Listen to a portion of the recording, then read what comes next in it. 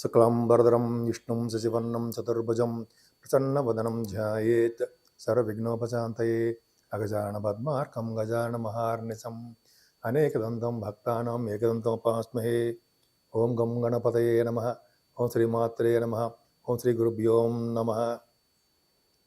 మా ఆది ఆస్థాలను చూస్తున్నటువంటి మీ అందరికీ, అలాగే దేశాల్లో విదేశాల్లో కూడా నివసిస్తూ నన్ను ఎంతగానో ప్రోత్సహిస్తూ నా వీడియోలు చూస్తూ నాకు ఫోన్లు చేస్తున్నటువంటి మీ అందరికీ కూడా పేరు పేరున అందరికీ నా హృదయపూర్వక నమస్కారాలు.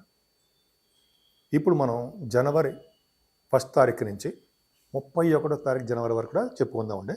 దానికంటే ముందర మీరు ప్రతి రెగ్యులర్గా చెప్పినట్టే మీరు మీ జాతకాలు తెలుసుకోవాలనుకుంటే మీ date of birth, time of birth and place of birth కూడా ఉండాలండి. ఉంటే మనం జాతకాలు చెప్పచ్చు. కొన్ని ప్రాబ్లమ్స్ ఉంటాయి, మ్యారేజ్ కానీ, లేకపోతే మ్యాచింగ్, వధువుకి వరుడికి సంబంధించినటువంటి మ్యాచింగ్ అంటాం కదా, అవి చేయడం కానీ, లేకపోతే గృహప్రవేశ ముహూర్తాలు, ఒడుగు ముహూర్తాలు, ఇవన్నీ కూడా మా ఆది ఆస్ట్రాలజీ తరఫున నేనే పెడతానండి. మాకు ఎవరు లేరు, నేనే పెడుతూ ఉంటాను. ఎవరు లేరంటే నేనే ఇవన్నీ జాగ్రత్త చూసి చేస్తుంటాను. మీకు ఏమాత్రం తెలుసుకోవాలనుకున్నా, మీరు ముహూర్తాలు కానీ పెట్టించుకోవాలనుకున్నా, లేదా మీరు మీ జాతకాలు తెలుసుకోవాలనుకున్నా కింద స్క్రోల్ అవుతున్న నెంబర్కి ఫోన్ చేయండి. ఒకవేళ నేను ఇలాగ షూటింగ్స్లో కానీ బిజీగా ఉన్నప్పుడు మీరు వాట్సాప్లో పెట్టండి. వాట్సాప్లో మీకు ఏం కావాలో ప్రాబ్లమ్స్ రాయండి. నేను తప్పకుండా మళ్ళీ మీకు ఫోన్ చేసి మీ పరిష్కార మార్గాలు చెప్తాను.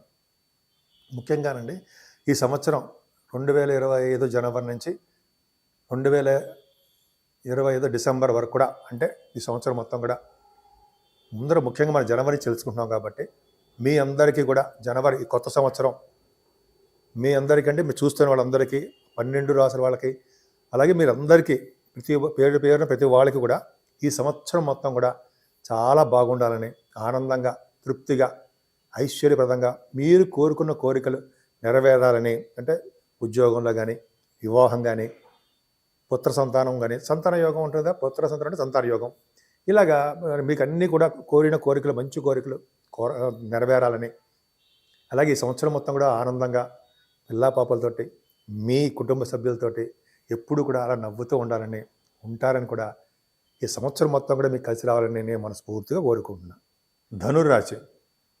ధనుర్రాశి వాళ్ళకి ఈ వారం ఈ నెల మొత్తం కూడా బాగుందండి. ఎందుకంటే మీ రాశి అంటే 4వ తారీఖు నుంచి మీ రాశిలోనే, అంటే మీ రాశిలోనే అర్థం ఏంటంటే ధనుర్రాశిలోనే బుధుడు ఉండడం వల్ల చక్కటి యోగము, అంటే తెలివితేటలు ఎక్కువగా ఉండడము, ప్రేమగా ఉండడము, ఉత్సాహంగా ఉండడము, ఎక్కువగా యాక్టివ్నెస్ ఉండడము జరుగుతుంది. రవి బుధులు 24వ తారీఖు నుంచి బుధుడు మకర రాశిలో ప్రవేశిస్తాడు. ఆల్రెడీ అక్కడ రవి బుధుడు ఉన్నాడు. రవి బుధులు ద్వితీయ భావంలో ఉండడం గొప్ప అదృష్టం అండి. గురుదృష్టి కూడా ఉంది. రవి బుధులు ద్వితీయ భావంలో ఉండే గురుదృష్టి ఉందంటే మీ జాతకాలు కూడా చూసుకోండి, ఫైనాన్స్ సంబంధించిన వృత్తుల్లో, అంటే వ్యవహారాల్లో మీరు ఉంటారు. అంటే ఫైనాన్స్ అండ్ అకౌంట్స్ సంబంధించిన వాటిలోనూ, CMA అంటే కదా, ICW అనబడేంత వరకు వాటిల్లో మీరు ఉండడము. కుజదృష్టి కూడా ఉందండి. రవి బుధుడు ద్వితీయ భావంలో ఉండి గురుదృష్టి ఉందంటే వాళ్ళు ఖచ్చితంగా ఫైనాన్స్ సంబంధించిన వాళ్ళే. అలా మాటకి విలువ ఎక్కువ పెరుగుతుంది. అంతేకాకుండా ఆస్ట్రాలజర్స్ అంటాం కదా, విద్య అంటే జ్యోతిష్ పండితులు, వాళ్ళకి కూడా చాలా మంచి కాలం. అంటే ద్వితీయంలో రవి బుధుడు ఉన్నారంటే ఆస్ట్రాలజర్స్ కూడా చాలా మంచి కాలం అని చెప్తాము. అలాగే ఫైనాన్షియల్ అకౌంట్ సంబంధించిన వ్యవహారాలు బాగుండడము, కంఠధ్వని బాగుండడము, ముఖవర్చస్సు బాగుండడము, ఫైనాన్షియల్ స్టేటస్ పెరుగుతుంది. అంటే మీకు రావాల్సిన సంపద, సొమ్ము అంటే అవన్నీ బాగా డెవలప్ అవుతాయి. అంటే మీకంటే కొత్త కొత్త ఉద్యోగాలు రావడము, ఉద్యోగాల్లో ప్రమోషన్స్ రావడము, అలాగే ఆడవాళ్ళకి చెప్తున్నానండి, మీకు బాగా ఫైనాన్షియల్ స్టేటస్ పెరగడానికి అవకాశాలు ఎక్కువ ఉన్నాయి. అలాగే గాయకులకండి చాలా బాగుంటుంది. ఎందుకంటే వాళ్ళకి పాటలు పాడడం రీత్యా విదేశాలు వెళ్ళడము, అలాగే యాంకరింగ్ వృత్తిలో ఉన్న వాళ్ళకి బాగా డబ్బులు, గౌరవము దక్కడము జరుగుతాయి. 3వ భావంలో శని రాజయోగాన్ని ఇస్తాడు. అంటే ధైర్యాన్ని, ధనాన్ని, తోబుట్టు లేక సహాయ సహకారాలని, షార్ట్ జర్నీస్ని, ఇవన్నీ మీకు ఇవ్వడానికి అవకాశం ఉంది. పట్టుదల ఎక్కువ, మీకు ప్రతి పనిలోనూ పట్టుదల ఎక్కువ, విజయం సాధిస్తారు, శుభవార్తలు కూడా వింటారు. 4వ భావంలో శుక్రుడితో కలిసిన రాహు ఉన్నాడంటే చాలా మంచిదండి. ముఖ్యంగా మాతృప్రేమ ఎక్కువ ఉంటుంది, గోవులను రక్షించేవాడుగా ఉంటారు. జాతకంలో చూసుకోండి, శుక్రరాహులు 4వ భావంలో అంటే గోవులను రక్షిస్తూ ఉంటారు. మాతృప్రేమ అధికంగా ఉంటుంది. విద్యలో పారంగతులు అవుతారు. విద్య బాగా రాణిస్తుంది. విద్యలో బాగా రాణిస్తారు మీరు. భోజన ప్రియుడు. జనరల్‌గా గుర్రములు ఎక్కువాడు అంటారు సరే గుర్రాలు అంటే ఫోర్త్ భావంలో శుక్రరాహులు అంటే గుర్రాలు కూడా ఎక్కుతూ ఉంటారు. అలాగే పాలను సమృద్ధిగా గలవారంటాం కదా! ఇలాగా శుక్రరాహుల కాంబినేషన్ చాలా బాగుంటుందండి ఫోర్త్ భావంలో. అలాగే తల్లిగారికి ఆ ప్రేమ అద్భుతంగా ఉండడము, చదువు విషయంలోనూ బాగా రాణించడము, వాహన యోగాలు, గృహ యోగాలు కలిగి ఉండడానికి అవకాశాలు ఎక్కువ. ముఖ్యంగా వ్యవసాయదారులకి పంటలు నష్టాలు రాకుండా అభివృద్ధికరంగా ఉంటుంది. బుద్ధిమంతుడండి మీరు. శుక్రరాహులు కనుక ఫోర్త్ భావంలో అంటే బుద్ధిమంతులు, తెలివైన వారు, వార్తా సంస్థల్లో పనిచేస్తూ వార్తలు సేకరించే వారుగా ఉండడము, రాహు తమ్ముడు సంబంధించిన వ్యవహారం కాబట్టి తోబుట్టువులని సహాయ సహకారాలు అందడము, వివాహాది వేడుకల్లో విజయవంతం అవ్వడము. ఎంత బాగుందండి శుక్రరాహుల కాంబినేషను.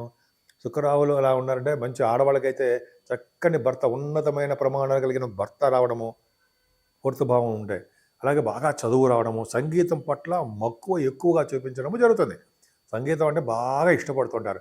బంగారు ఆభరణాలు కొనుక్కోవడం కూడా అవకాశాలు ఎక్కువ ఉన్నాయి. కానీ పంచమ స్థానాన్ని చేర్చుండడం వలన కొద్దిగా ఇబ్బందికరంగా ఉంటుందండి. పంచమాధిపతి కూడా అష్టమభావంలోకి వెళ్ళిపోయాడు. కాబట్టి అంటే మీకు పంచమభావం కాబట్టి మీ పొలిటికల్ రంగంలో ఉన్న వాళ్ళకి కొద్దిగా ప్రాబ్లమ్స్ వస్తాయి. ఆ పక్క పెడితే సంతానం విషయంలో కొద్దిగా మీకు కొద్దిగా చిన్న చిన్న ప్రాబ్లమ్స్ రావడానికి, వాళ్ళ ఎదుగుదల కానీ, సంతానం పుట్టేటప్పుడు కానీ ఇబ్బంది ఫేస్ చేస్తారు. స్టాక్ మార్కెట్ స్పెక్యులేషన్ ఉంటాం కదా, లాసులు రావడానికి అవకాశాలు ఎక్కువ ఉన్నాయి. మూడో భావం అంటే జనరల్గా మీ గురుడు, రాశ్యాధిపతి గురుడు ఆరో భావంలో ఉన్నాడు. ఆరో భావంలో చెడేం కాదండి. జనరల్గా ఆరో భావంలో గురుడు యోగించడం ఉంటాం, చాలా కరెక్టే. అంత మంచి మంచి పనులు చేయడు. కాకపోతే ఏంటంటే మీకు కేంద్రపత్య గురుడు కాబట్టి ఆరో భావంలో ఉన్న యోగిస్తాడు. మేనమామలకి బాగా యోగిస్తాడండి. అంతేకాకుండా మీకు ఆరోగ్యవంతుడిగా ఉండేది చేస్తుంటాడు. అంటే రోగ భయాలు లేకుండా రుణాలు చేస్తారు, కానీ అటువంటి విపరీతంగా రుణ భయం లేకుండా, శత్రు భయం లేకుండా ఆరోగ్యవంతుడిగా, అదృష్టవంతుడిగా కూడా మీకు గురుడు చేస్తాడు, అందులో డౌటే లేదు. అలాగే సప్తమాధిపతి లగ్నంలో ఉన్నాడంటే జనరల్గా మీకు తెలిసే వివాహ శుభకార్యాలు బాగుంటాయి, విదేశ పర్యటన ఉంటుంది. అలాగే మీకు తెలిసిన సంబంధాలు రావడానికి అవకాశాలు ఎక్కువ ఉంటాయి. భార్యాభర్తల అనురాగం చాలా బాగుంటుంది. ఏదేమైనా కుజుడు అష్టమ స్థానంలో చాలా తప్పండి. మీకు 12వ ఇంటి వాడుగా అష్టమ స్థానంలో ఉన్నాడు, కరెక్టే. పంచమాధిపతిగా అష్టమ స్థానంలో యాక్సిడెంట్స్ ఇవ్వడము, అదే మీ పిల్లలకి బాగుండకపోవడము, నీటి గండం ఉండడానికి అవకాశాలు ఉంటాయి. నీటి గండం అంటే నిజంగా మునిగిపోతామండి, మునగం, భయపడుతున్న అవసరం లేదు. నీటి గండం అంటే దగ్గరగా వచ్చి తప్పిపోవడం అనమాట అర్థం. అంతే తప్ప ఊరికి యాక్సిడెంట్స్ అంటే ఓవోయ్ ఏం భయపడడం అవసరం లేదు. కుజుడు కాబట్టి కొంచెం జాగ్రత్తగా ఉండాలి. రోడ్డు మీద వెళ్ళేటప్పుడు కానీ, నీటి మీద వెళ్ళేటప్పుడు కానీ. కుజుడు వీక్గా ఉంటే ఇబ్బంది కలిగిస్తారు, కానీ కుజుడు రెట్రోగ్రేషన్ బలంగా ఉన్నాడు కాబట్టి ప్రాబ్లం లేదు. సరే, తరంకి వచ్చే ఆదాయం కూడా బాగుంటుందని. కాకపోతే ఏంటంటే రియల్ ఎస్టేట్ రంగంలో ఉన్న వాళ్ళకి వాళ్ళ వ్యాపారాలు అంత అనుకూలంగా ఉండవు.